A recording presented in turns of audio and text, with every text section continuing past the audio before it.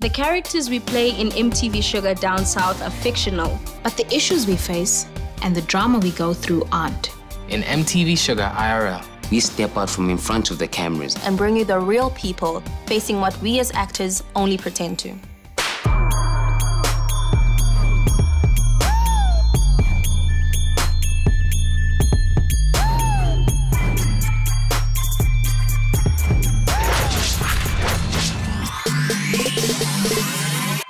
Here we go, ready?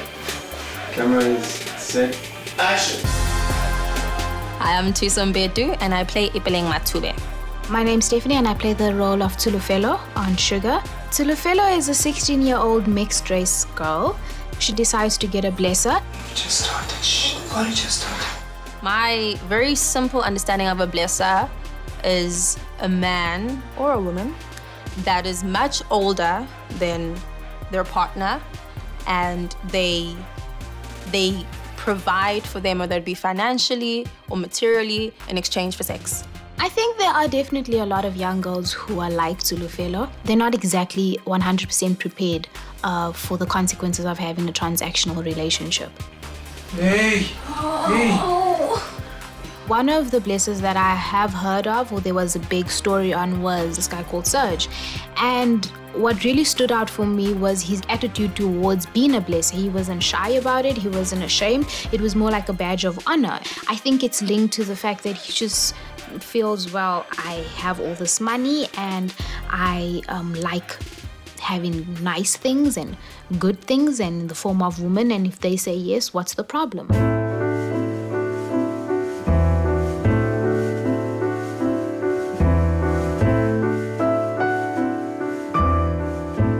I met Serge at a mutual friend's birthday party. All of a sudden, this waitress comes and she's like, some guy says he wants to get you champagne. So I'm like, what? A glass of champagne? She's like, no. Actually, he wants to buy a bottle of champagne. I knew he was a blesser. I thought it was what a blessee situation was. He's older than me. I'm younger than him. He does things for me and just me in that equation. I bless my girl, look after them, take good care of them, take them out for shoppings, pay their rent. Those who qualify to be blessed, those are people that I'm blessing. Qualify is about how you behave. Just for today, I'll take you so I can bless you with lunch. Thank you. Yeah, I'll take you for lunch and then take you again for massage. Let me surprise you today because you deserve that. I know that's what you love. So Serge gives me money. If I say to him, oh, I just saw a nice shoe, he'd ask where, He doesn't say no.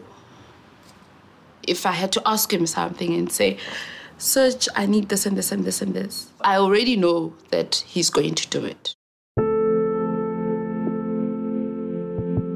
What are you gonna weigh? I just wanna see first if I'm gonna prove it. He always has an opinion of what I should wear, how I should put on my makeup. He doesn't like this, he doesn't like that, but I think I'm used to it now. When I bless you, you need to bless me back too. You understand? When I take you, when I give you the happiness, you need to give me the happiness too. I show you the kingdom. You understand? You need to show me the heaven too. I can have about, like, let's say 5 to 10 girls. Doesn't matter how many girls I have. If I can afford, that is my own decision because I'm a man. I'm the king of the house. Finding out that I was not the only girl or the only blessee or whatever they want to call it, it broke me, because yes, he's a blesser, but I had grown emotionally attached, I guess. I'm an emotional attacher that I get attached so quickly.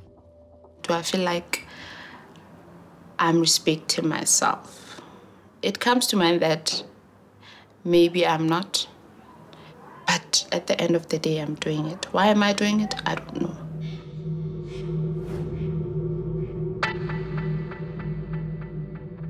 Me and my sister had the same blesser. When you get a blesser, you have to submit to him. If he says the sky is pink, you better believe the sky is pink. You cannot go anywhere, do anything without his permission, literally. We became almost like prisoners. He will call you at really awkward hours, and then he'll say, listen, get up, put on this and this, come to this place now. It got to a point where I told myself, I would rather go live in a shack somewhere and drink water than to have to put up with this guy just because he gives me money. You become a slave.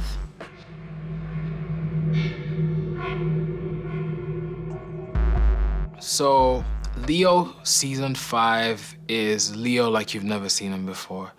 He's aggressive, he's impatient, he's on a journey, he's seeking redemption. We're used to seeing lovable Leo, everybody's homie, the cool, shy, sweet guy. But things take a drastic turn in the 4th season, whereby he tries to rape his girlfriend, Sophie. Leo doesn't think he's done anything wrong. He feels like she led him on. I think that a character like Leo is really important because this is something that's happening a lot more than people imagine. Here in South Africa, for example, only 2% of cases where a woman is raped by a partner are reported. Like, that's mad, man.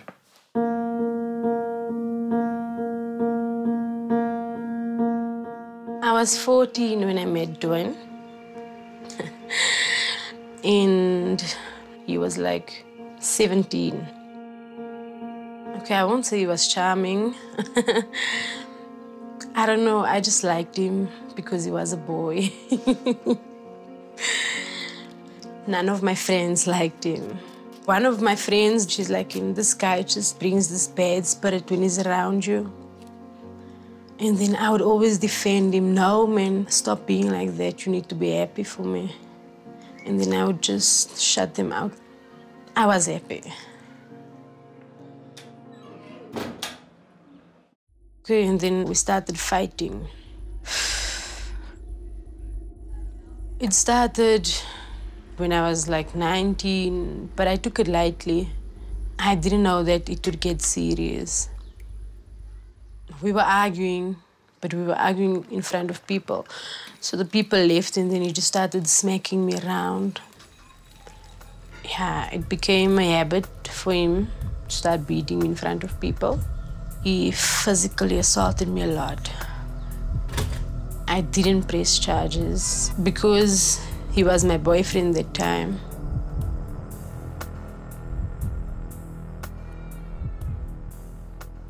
CliffCentral.com. It is Friday morning. This is Sex Talk with John Tsholo and Tamar, and some really fascinating, interesting, and beautiful people with us this morning. I'm a director and a filmmaker. I'm directing on Shuga, and on my blog, in the episodes, we'll be dealing with abortion quite intimately. I play a role in Shuga. Yes. Her name is Kensani. So she falls pregnant. So she falls pregnant, and she has to make a decision if she's going to have an abortion or not. Mabato, I'm putting in the blood. Episode 9, scene 24, slate 795, take 1. Action.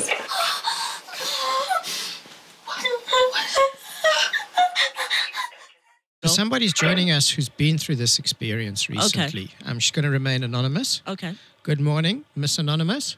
Good morning. The decision to have an abortion, was that yours? Was it yours and your partner's together? Initially, I wanted to keep the baby. I wanted to try and make it work. But then with the circumstances around me, I had to have the abortion because I had no real support from the people that I wanted it from. I met a guy, my mom used to own a kitchen in Loop Street, and I met him there while working at the kitchen. And it was nice in the beginning. We had fun. He used to come there after work and meet up with me, and then we ended up dating. Yeah, and then I fell pregnant. Then everything, we looked at the relationship in a different way.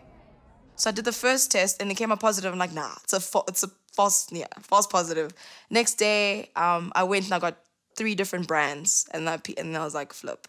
So I kept all 4 of them, and I gave it to him, and he freaked out, and then he had a blunt, and then he had more blunts, and then we never really spoke about it again that night. It was just like the elephant in the room. And everything just went downhill. It's just, I don't know what happened on his side. I was on my own a lot, puking on my own, going to the doctor on my own. It was just, I didn't want to do that on my own. I took 2 pills and it comes out like a period, but it doesn't feel like one. It was very tough for me. I didn't want to be touched in that week. I didn't want anybody to come near me. I didn't want to see my sister, my mom. I didn't want to see him. I was alone for that week, and I just wanted to let me rejuvenate on my own. And then if you see me after the week, hopefully I'll be the person that I was before, because I knew this was going to change me. Because I don't hate kids. I actually love kids, and I want children. Just not under these type of circumstances. But thank you so much for sharing with us.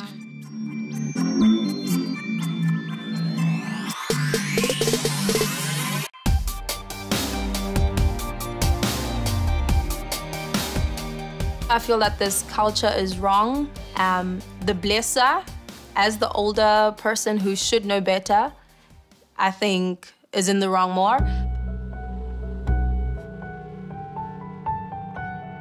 As Thuso, I do not agree with the culture at all. Because I also like getting in the mind of people. I like to understand why you do what you do before I judge as well. Because people have different motivations. Hi, guys. Thuso, how? I'm Serge. Thuso. Nice to meet you. Nice to meet you.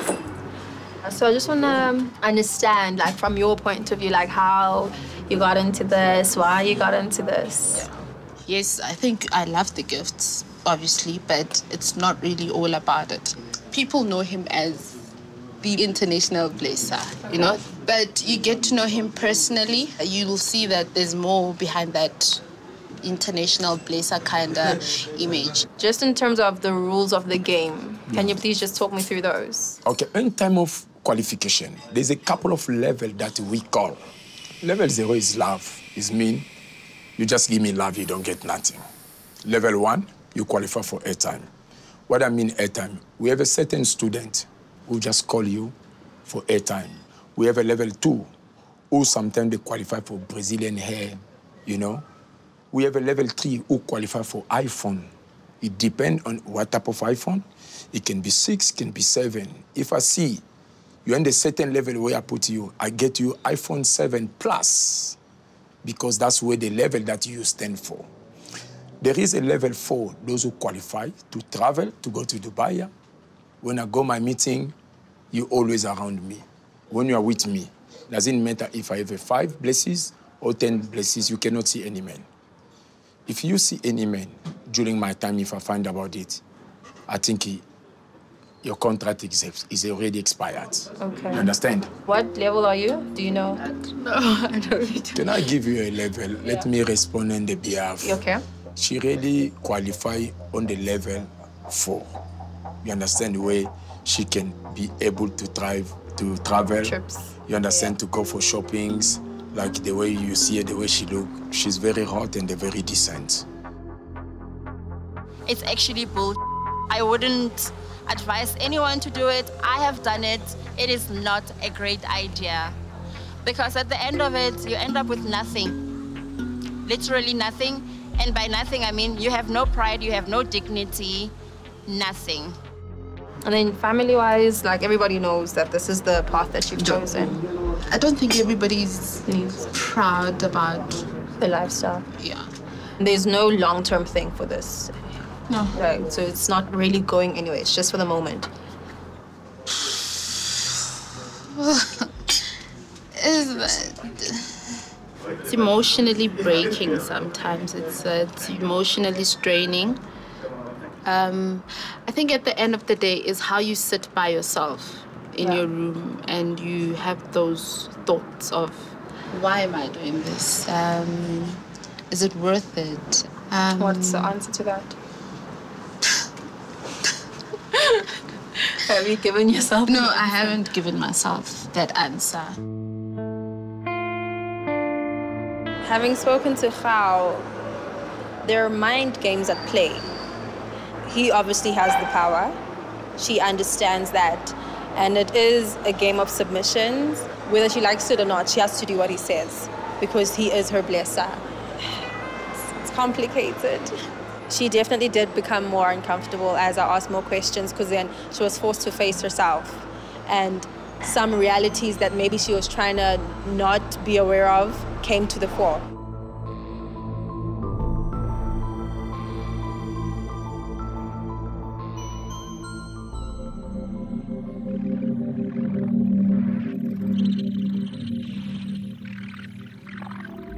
We started speaking about, like, would I mind having sex? And I told him I'm not comfortable with it. I wasn't comfortable. And then, like, he would be like, okay, and then I think we need to break up. And I would be, okay, it's fine. Yeah, and then we just argued and kept arguing and arguing. And then he just told me to undress myself. And then he locked the doors and I was so scared. So I just wanted him to open for me. And yeah, and then it happened. Because he was my boyfriend that time, I didn't consider it as rape. People outside would say, how can a boyfriend rape you? I felt awful and dirty. And I felt like an easy target. We stayed together after. I really don't know why. When I left him, he became more obsessed. It's like he started stalking me. Sometimes he even sends like small kids to me to come tell me that he's not done with me yet. The last time I saw him, it was on a Saturday evening. I came home a bit late. He was standing on the step, and then he just pointed me with a gun. He didn't say anything. He just stood there, pointing me.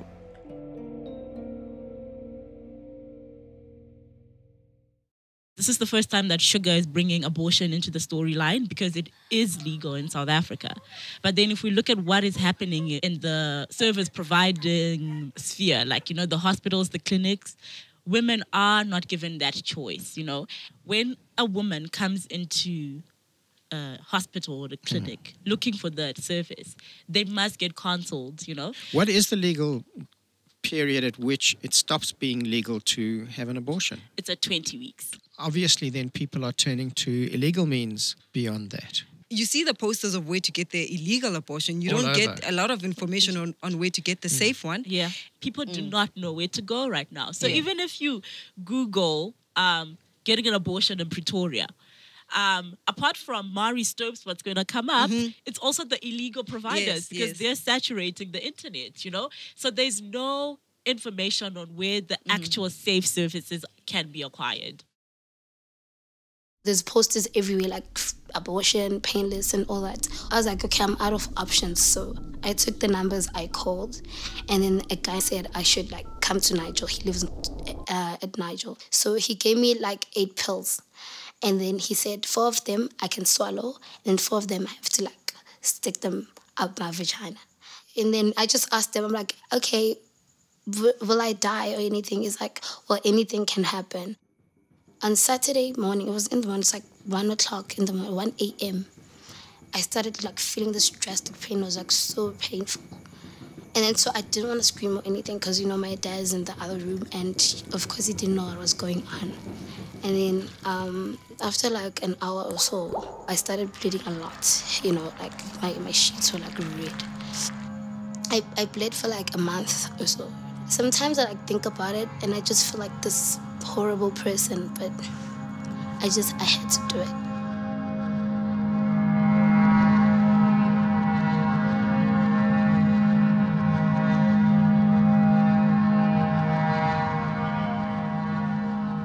When we were having lunch and he said all those things, you feel small, a bit small.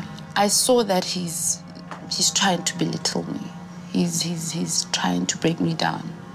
I think maybe that's how he tends to keep girls around.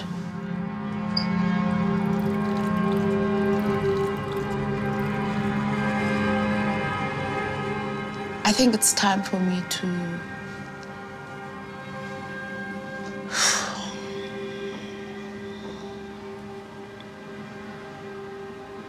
it's time for me to move on. It's time for me to be my own woman.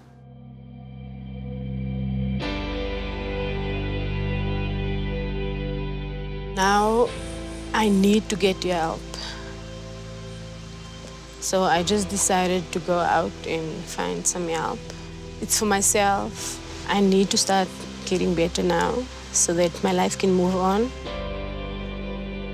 So I just want to get out of this place.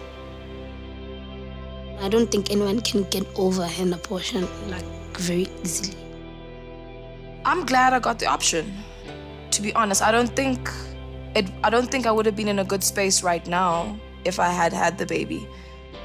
I think it's time that we, as the people who are bringing the stories, change the everyday narrative of the African woman, and that's exactly what Shuga is doing. If you have been affected by any of the issues raised in the show, please call 0860 995 085. Terms and conditions apply. Go to mtvshuga.com for more information.